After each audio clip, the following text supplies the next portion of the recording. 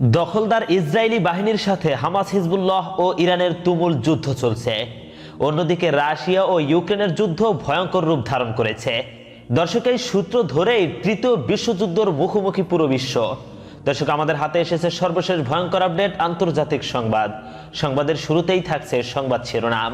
প্রথমেই জানাবো, পরমাণু ইস্যুতে এবার 3 শক্তিশালী দেশের সঙ্গে বসছে ইরান।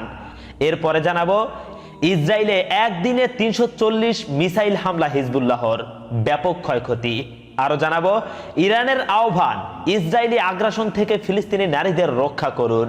এরপরে জানাবো, উত্তর পাকিস্তানে পুলিশের সঙ্গে ইমরান খানের সমর্থকদের ব্যাপক সংঘর্ষ। এরপরে সর্বশেষে জানাবো, ইসরায়েলকে জবাব দিতে প্রস্তুত ইরান, জানিয়েছে খামেনির উপদেষ্টা। দর্শক, শুনছিলেন সংবাদ শিরোনাম, এখন জানুন বিস্তারিত। পরমাণু ইস্যুতে এবার 3 শক্তিশালী দেশের সঙ্গে বসছে ইরান। আন্তর্জাতিক পরমাণু শক্তি সংস্থা IAEA বিধিনিষেধ উপেক্ষা করে ইরান তাদের পরমাণু কার্যকর জোরদার করছে, এমন অভিযোগ এনে সংস্থাটির 35টি দেশের গভর্নর বোর্ড ইরানের বিরুদ্ধে বৃহস্পতিবার জাতিসংঘে একটি নিন্দা প্রস্তাব গ্রহণ করে, যার নেতৃত্বে ছিল ইউরোপের 3 দেশ, ফ্রান্স, জার্মানি ও যুক্তরাজ্য। এবার এই 3 দেশের সঙ্গেই বৈঠকে বসতে চায় ইরান। রোববার ইরানের পররাষ্ট্র মন্ত্রণালয়ের মুখপাত্র ইসরাইল বাঘাই জানিয়েছেন, শুক্রবার ইরান, ফ্রান্স, জার্মানি এবং যুক্তরাজ্যের উপ পররাষ্ট্র মন্ত্রীদের সাথে বৈঠক অনুষ্ঠিত হবে। যদিও কোথায় এই বৈঠক অনুষ্ঠিত হবে সেটি পরিষ্কার জানাননি তিনি। পরে এক বিবৃতিতে পররাষ্ট্র মন্ত্রণালয়ের মুখপাত্র বলেন, বৈঠকে ফিলিস্তিন ও লেবাননের পাশাপাশি পারমাণবিক বিষয়সহ বিভিন্ন আঞ্চলিক ও আন্তর্জাতিক সমস্যা নিয়ে আলোচনা করা হবে। বাঘাইয়ের এই বৈঠকটিকে সবশেষে জাতিসংঘের সাধারণ পরিষদের বার্ষিক অধিবেশনের পার্শ্ব বৈঠকে দেশগুলোর সঙ্গে অনুষ্ঠিত আলোচনার ধারাবাহিকতা হিসাবে উল্লেখ করা হয়েছে। তবে ইরানের এই পদক্ষেপটি এমন সময় নেওয়া হয়েছে যখন তাদের পারমাণবিক কর্মসূচি নিয়ে উত্তেজনা বৃদ্ধি পাচ্ছে। সমালোচকদের আশঙ্কা, কর্মসূচিটির লক্ষ্য পারমাণবিক অস্ত্র তৈরি, কিন্তু তেহরান তা বারবার অস্বীকার করেছে। তাছাড়া সম্প্রতি IAEA প্রধান রাফায়েল গ্রোসি সম্প্রতি তেহরান সফর করে এসেছেন, যে কারণে ধারণা করা হচ্ছে সফরে উল্লেখযোগ্য অগ্রগতি হয়েছে। গ্রোসির সফরের সময় ইরান অস্ত্র উৎপাদনের জন্য নির্ধারিত মানের 60% পর্যন্ত বিশুদ্ধতা সমৃদ্ধ ইউরেনিয়ামের সংবেদনশীল মজুদ সীমাবদ্ধ করার জন্য IAEA এর দাবিতে সম্মত হয়েছে। প্রস্তাবের প্রতি প্রতিক্রিয়া জানিয়ে ইরান ঘোষণা করেছে, তারা একরাশ নতুন এবং উন্নত সেন্ট্রিফিউজ চালু করছে। সেন্ট্রিফিউজগুলি গ্যাসে রূপান্তরিত ইউরেনিয়ামকে অত্যন্ত উচ্চ গতিতে ঘুরিয়ে তার মধ্যে মিসাইল আইসোটোপ U-235 এর পরিমাণ বৃদ্ধি করে। ইরানের পারমাণবিক শক্তি সংস্থার মুখপাত্র বেহরুজ কামাল ভান্দি রাষ্ট্রীয় মাধ্যমকে বলেন, আমরা বিভিন্ন ধরনের উন্নত মেশিন ব্যবহার করে সমৃদ্ধকরণের ক্ষমতা উল্লেখযোগ্যভাবে বৃদ্ধি করব। সেই সঙ্গে ইরান বলছে, তারা IAEA এর সাথে তাদের প্রযুক্তিগত এবং নিরাপত্তা সহযোগিতা চালিয়ে যাওয়ার পরিকল্পনা করছে।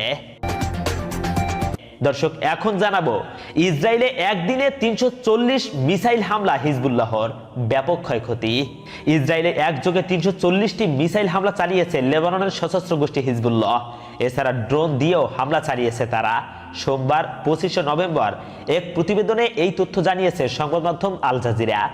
যুদ্ধবিরতি চুক্তি নিয়ে আলোচনার মধ্যেই রবিবার ভয়াবহ এই হামলার ঘটনা ঘটল। এতে ইসরায়েলে ব্যাপক ক্ষয়ক্ষতি হয়েছে। এছাড়া দক্ষিণ ইসরায়েলের একটি সেনা ঘাঁটিতেও প্রথমবারের মতো হামলা চালিয়েছে হিজবুল্লাহ। এসব হামলায় আহত হয়েছে অন্তত 11 জন। হিজবুল্লাহ বলেছে, তারা প্রথমবারের মতো দক্ষিণ ইসরায়েলের আশদোদ নৌঘাঁটিতে হামলা চালিয়েছে। উন্নত ক্ষেপণাস্ত্র এবং স্ট্রাইক ড্রোন ব্যবহার করে তেল আবিবের একটি সামরিক লক্ষ্যবস্তুতেও অভিযান পরিচালনা করা হয়েছে বলে দাবি করেছে হিজবুল্লাহ। এদিকে হিজবুল্লাহর হামলার মধ্যে ইসরায়েলি সামরিক বাহিনী তেল আবিবের শহরতলি সহ মধ্য ও উত্তরাঞ্চলে বিমান হামলার সাইরেন বাজানোর খবর দিয়েছে। টাইমস অব ইসরায়েলের খবর অনুযায়ী ইসরায়েলি সামরিক বাহিনী জানিয়েছে, তারা উত্তর ইসরায়েলকে লক্ষ্য করে ছোড়া বেশ কয়েকটি ক্ষেপণাস্ত্র আটকে দিয়েছে। লেবানন থেকে 250টি ক্ষেপণাস্ত্র নিক্ষেপ করা হয়েছে বলেও জানিয়েছে তারা। পরে ইসরায়েলি সেনাবাহিনীর রেডিও জানায়, লেবানন থেকে 340টি মিসাইল নিক্ষেপ করা হয়েছে। এই হামলায় অন্তত 11 জন আহত হয়েছে, যার মধ্যে একজন মাঝারি থেকে গুরুতর অবস্থায় রয়েছেন বলে চিকিৎসা সংস্থাগুলো জানিয়েছে। সূত্র আল জাজিরা এবং টাইমস অব ইসরায়েলের। দর্শক, এখন জানাবো ইরানের আহ্বান, ইসরায়েলি আগ্রাসন থেকে ফিলিস্তিনি নারীদের রক্ষা করুন। ইহুদিবাদী ইসরায়েলের বর্বর আগ্রাসন ও গণহত্যা থেকে ফিলিস্তিনি নারীদের সুরক্ষা দেওয়ার জন্য আন্তর্জাতিক সম্প্রদায়ের প্রতি আহ্বান জানিয়েছে ইসলামী প্রজাতন্ত্র ইরান। নারীর বিরুদ্ধে সহিংসতার অবসান বিষয়ক আন্তর্জাতিক দিবস উপলক্ষে ইরানের পররাষ্ট্র মন্ত্রণালয়ের মুখপাত্র ইসমাইল বাগাই গতকাল রোববার সামাজিক মাধ্যম এক্স পেজে দেয়া এক পোস্টে এই আহ্বান জানান। গত এক বছরের বেশি সময় ধরে ইহুদিবাদী ইসরায়েল ফিলিস্তিনের অবরুদ্ধ গাজা উপত্যকায় বর্বর আগ্রাসন ও গণহত্যা চালিয়ে আসছে, যার বেশিরভাগ শিকার সেখানকার নারী ও শিশুরা। ইসমাইল বাকাই বলেন, দশকের পর দশক ধরে ফিলিস্তিনি নারী ও মেয়েরা নজিরবিহীন এবং ভয়াবহ সহিংসতার শিকার। আন্তর্জাতিক এই দিবস আমাদের সে কথা স্মরণ করিয়ে দিচ্ছে।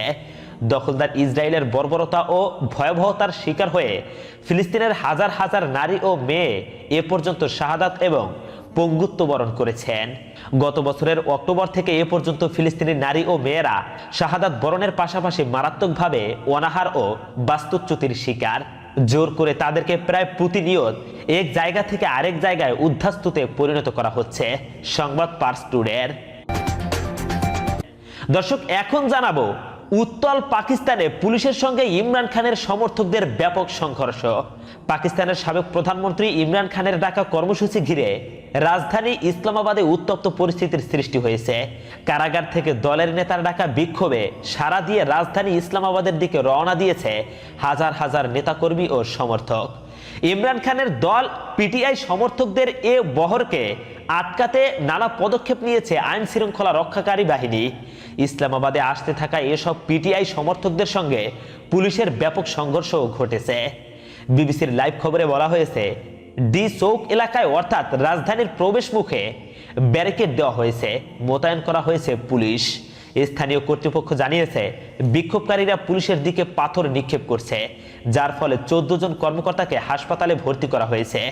এদিকে পিটিআই কর্মীরা দাবি করছেন, পুলিশ জনতাকে লক্ষ্য করে টিয়ার গ্যাসের সেল ছুড়ছে এবং লাঠিচার্জ করছে। স্থানীয় কর্তৃপক্ষের মতে সোমবার সকালে ইসলামাবাদ জুড়ে কয়েক ডজন বিক্ষোভকারীকে গ্রেফতার করা হয়েছে। ডি চকে পিটিআই এর বেশ কয়েকজন নেতাকর্মী গ্রেফতার হয়েছেন। পাকিস্তানি সংবাদ মাধ্যম জিও নিউজ জানিয়েছে, ইসলামাবাদের 2 মাসের জন্য 5 বা তার অধিক মানুষের সমাবেশ নিষিদ্ধ বা 144 ধারা জারি করা হয়েছে। নিষেধাজ্ঞা অমান্য করে খাইবার পাখতুনখোয়া, পাঞ্জাব ও অন্যান্য প্রদেশ থেকে পিটিআই সমর্থকরা রাজধানীর দিকে মিছিল নিয়ে এগিয়ে যাচ্ছে। পাকিস্তানি সংবাদ মাধ্যম দ্য ডনের খবরে বলা হয়েছে, সরকারি কর্মকর্তারা পিটিআই এর এই কর্মসূচিকে সুচিন্তিত ষড়যন্ত্র বলে অভিহিত করেছেন, কারণ বিক্ষোভের দিনটি আরেকটি বিদেশি বিশিষ্ট ব্যক্তির সফরের সাথে মিলে যায়। বেলারুশের প্রেসিডেন্ট আলেকজান্ডার লুকাশেঙ্কোর সফর। বেলারুশের প্রেসিডেন্ট আজ ইসলামাবাদে আসছেন। দর্শক, এখন জানাবো ইসরায়েলকে জবাব দিতে প্রস্তুত ইরান, জানিয়েছে ইরানের সুপ্রিম লিডার আয়াতুল্লাহ খামেনির উপদেষ্টা। ইসরায়েলকে যথাযথ জবাব দেওয়ার প্রস্তুতি নিচ্ছে ইরান। দেশটির সর্বোচ্চ নেতা আয়াতুল্লাহ আলী খামেনির সিনিয়র উপদেষ্টা আলী লারিজানি এ দাবি করেছেন। তবে প্রতিক্রিয়ার ধরন বা পদ্ধতি সম্পর্কে তিনি কোনো সুনির্দিষ্ট তথ্য প্রকাশ করেননি। ব্রিটিশ বার্তা সংস্থা রয়টার্স এ খবর জানিয়েছে। সংবাদ সংস্থা তাসনিমকে দেওয়া এক সাক্ষাৎকারে তিনি বলেছেন, প্রতিরোধ গড়ে তোলার লক্ষ্যে এই জবাব দেবে ইরান। ইরান পূর্বে ঘোষণা করেছে যে 26শে অক্টোবর তাদের সামরিক স্থাপনায় ইসরায়েলি হামলার প্রতিশোধ নিতে তারা পদক্ষেপ নেবে। ইরান থেকে 1 অক্টোবর ছোড়া প্রায় 200 ব্যালিস্টিক ক্ষেপণাস্ত্রের প্রতিক্রিয়ায় এই হামলা চালিয়েছিল ইসরায়েল। ইরানের ক্ষেপণাস্ত্র হামলা ইসরায়েলে সামরিক স্থাপনায় তুলনামূলক কম ক্ষতি করলেও কিছু আবাসিক এলাকায় আঘাত হানে। এতে পশ্চিম তীরে এক ফিলিস্তিনি নিহত হন। ইরানের দাবি, তেহরান সমর্থিত সশস্ত্র গোষ্ঠীর নেতা ও ইসলামিক রেভলিউশনারি গার্ড কোরের আইআরজিসি এক কমান্ডার হত্যার প্রতিশোধ হিসাবে ওই হামলা চালানো হয়। এদিকে লেবাননে ইরান সমর্থিত হিজবুল্লাহর অস্ত্র ভান্ডার হ্রাস পাচ্ছে বলে ইসরায়েলি দাবি উড়িয়ে দিয়েছেন লারিজানি। তিনি ওই দাবিকে কটাক্ষ করে বলেন, তাহলে অস্ত্রগুলো কি মঙ্গল গ্রহ থেকে আসছে? প্রিয় দর্শক, এই হলো আমাদের আজকের সংবাদ। পরবর্তী সংবাদটি পেতে এখনই আমাদের চ্যানেলটিকে সাবস্ক্রাইব করুন। আসসালামু আলাইকুম ওয়া রাহমাতুল্লাহ।